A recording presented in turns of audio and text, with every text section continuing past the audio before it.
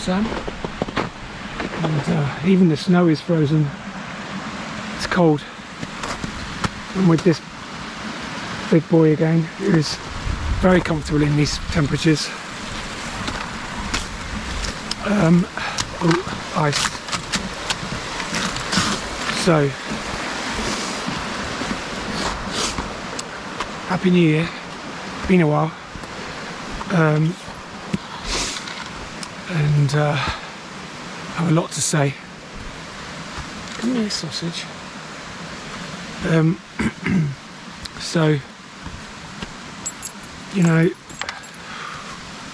I think I'll start by saying thank you to everybody that reached out to me over Christmas when I was gone for a few weeks and just checking in. And it's you know, it's very humbling to, you know, read such kind words of support. And I just think, fucking hell, you know, I'm just a fucking fuck up. My whole life has been a fuck up, a catastrophe, tragedy, and I'm trying to unfuck my life and become real and true. And I'm just sharing that process. So thank you very much for everybody that says this actually means something. Thank you. So look at the hills. It is bleak and cold. So first of all, I do a little detransition update because I had my second and final psychiatric assessment, because I paid for my own psych report just so I could get my breast removed as quickly as possible, but that didn't work because the NHS said, well, this is our money we're spending, so we want to know more about why you don't want to do this anymore. You know, don't want to do trans women anymore. And I thought it was just going to be a formality, and I went there and it was the most intense therapy session I've ever had by a therapist that works for the NHS up here in Scotland. And if I had had a therapist such as her before I transitioned, I wouldn't have done it. So that is encouraging, because obviously they're being a lot more careful now, because, you know, when I did it, it was in the 90s. It's when I started anyway. It took a few years, but there's literally zero pushback. Zero. No one asked me any challenging questions. You know, it's completely self-directed. And, you know, honestly, I wouldn't have even been able to answer the questions then anyway. I wouldn't. It's taken me, you know, a lifetime to even understand, you know, the why of me. So she was great. And she said, at the end of it, she said, yes, definitely. So surgery is in the first week in Feb. And it's a implant removal and mastopexy, which is a removal of all the loose flesh. And they're going to make them as close to my chest as they can. But I will not be flat-chested because the muscles have stretched over so many years, because the implants are under the muscles. And, you know, just the relief of that meeting. I had the first good night's sleep I've had in bloody ages. And I woke up the next morning and instantly there was a different quality to the moment. And I just felt, I'm here. I'm here. More than I've ever been before in my life. I'm here. I'm allowing myself to come into reality just that little bit more. Clarity, intimacy. That's how it felt, and it still does. And, you know, I've been able to meditate again over the last couple of days, which is really good. Because I think, you know, to get off detransition and onto complex trauma. Actually, I'm just going to pause for a few seconds because I've got to get through this gate with this lunatic of a dog. Okay, I'll see you in a sec. Okay, I'm back. So, yeah, let's talk about complex trauma and healing now. Because, you know, I think I'm just going to speak as personally as I can and just use my experience as a lens that we can look through and examine our shared experience. So, what I notice as I heal is that you literally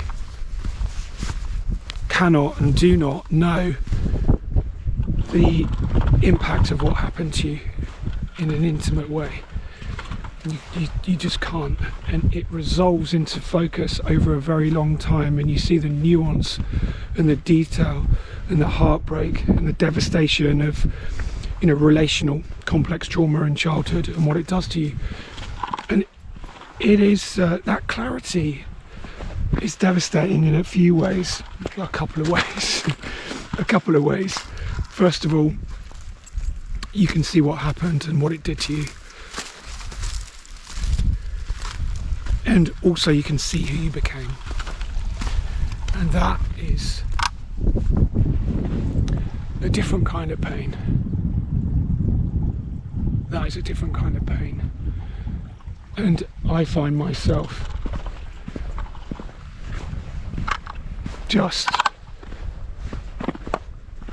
trying to find forgiveness for what I've done in my life, the people I've hurt, the way I showed up in life. And it's extremely painful to live with that clarity and see ourselves very clearly. And so that's where I am at the moment. And I think also something I notice very clearly is that I was lying in bed a couple of nights ago, and it's much easier to think no thoughts and just to blank my mind and just stare into the darkness and meditate.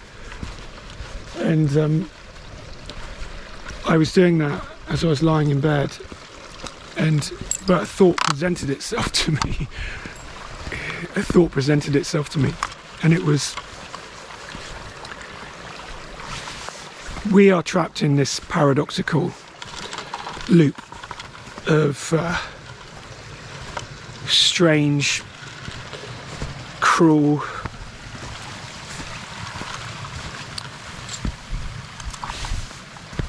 I don't know what to say actually. It's a paradox because we all belong in relationship. We belong in relationship. That's where we find our best self, in the love we feel for each other.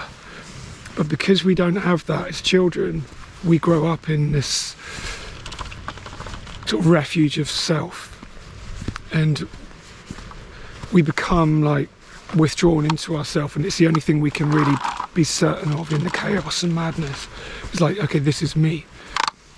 But the thing that reinforces that sense of self, the most powerful element, is the trauma.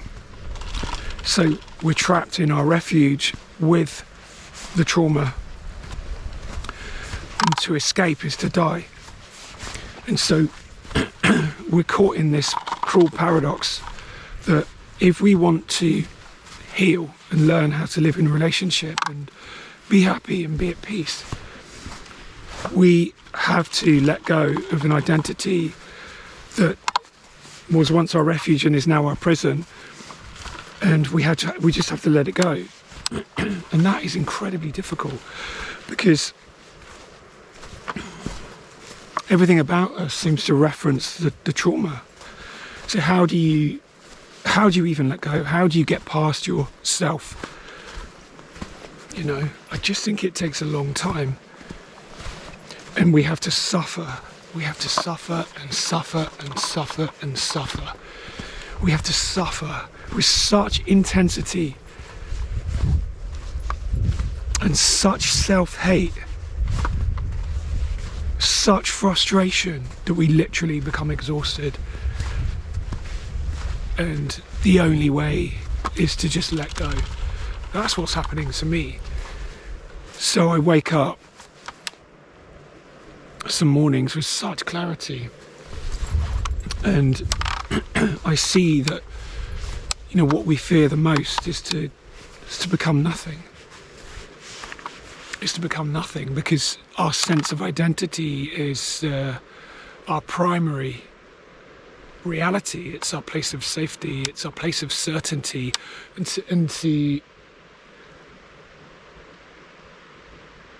to let go is to dissolve into the moment. To become nothing, really, apart from awareness. And I think we fear to become nothing because our sense of identity has been the only thing that we've, you know,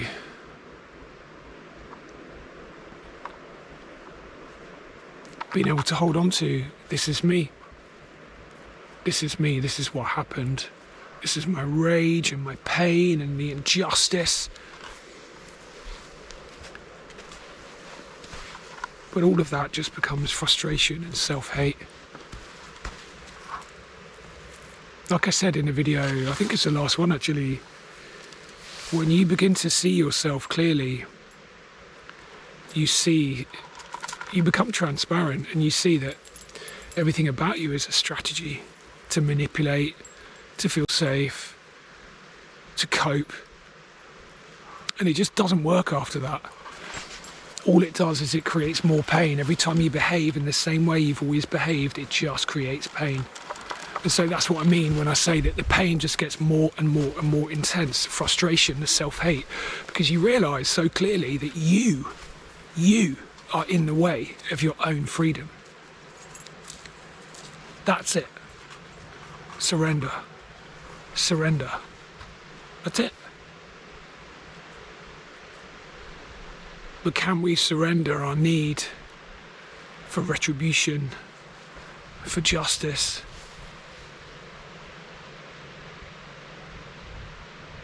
I've struggled with that, really have. To scream into the face of the person, do you see what you did to me? Do you see the consequences? You see that? You feel it? I want you to fucking feel it.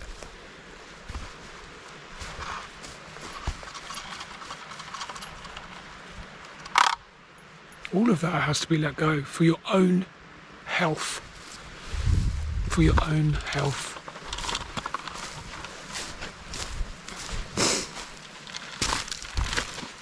It's strange as well because, you know, I think when we don't have a stable centre, it's very difficult to make decisions. And so there's this other paradox that I'm noticing, that we have to strengthen our will. We have to strengthen our will. So how do we strengthen our will to make decisions? Like, I will not hurt myself. I will not hurt myself in thought or action. I will not punch myself. I will not cut myself. I will not make myself sick or starve myself. I will not take drugs. I will not drink. I will not be cruel. I will not lash out. I will not isolate myself. I will try and stay calm. I will try and stay calm. I will breathe deep. I will do my best in each moment. How do we strengthen our will to be able to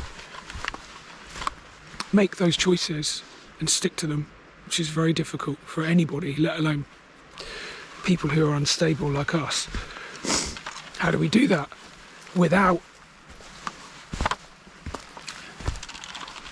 developing that sort of egoic sense of, yes, I have a strong will?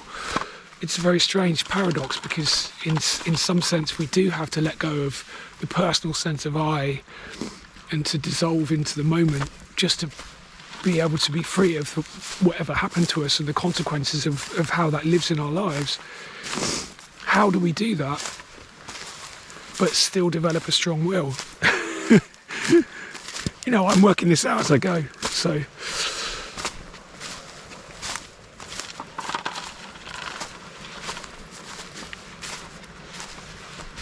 It's such a strange thing to be a person. It is. Come here, sausage. Getting tangled up.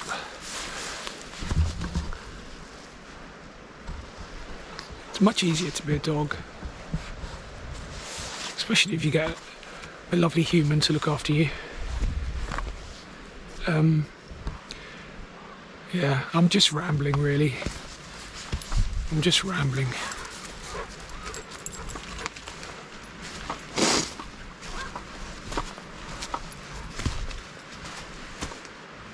I think at the heart of it though, at the heart of our process, it really is that we must be fearless in our will to face the pain that we feel or we don't want to feel.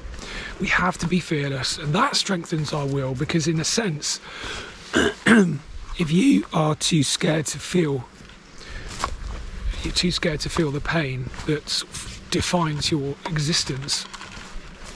If you're too scared to feel that, it's going to build and it's going to feed the fear. But if you turn into that pain and you say, right, I'm going to feel this, and you begin to do that, it kind of transmutes it. And like I said in the last couple of videos, it becomes a fuel. It becomes a fuel. It becomes a fuel for your will. It becomes a fuel for your presence. And you say, yeah, I'm going to eat this up. I'm going to eat this up. I'm not going to be eaten. I'm not going to be eaten. I will not be destroyed and eaten up by my own pain. I will eat it. I will devour it. And in that devouring, I will become present in the moment, not in my own head. And that's what it's all about. Presence, becoming in the moment. Because in the moment, there's no room for all our baggage. Here we are. That's it. Here we are. So, okay. No real theme to this one, just me saying hello after a few weeks off, and just a gentle ramble. So, I hope there was something useful there, and I shall be back soon. Take care. Bye.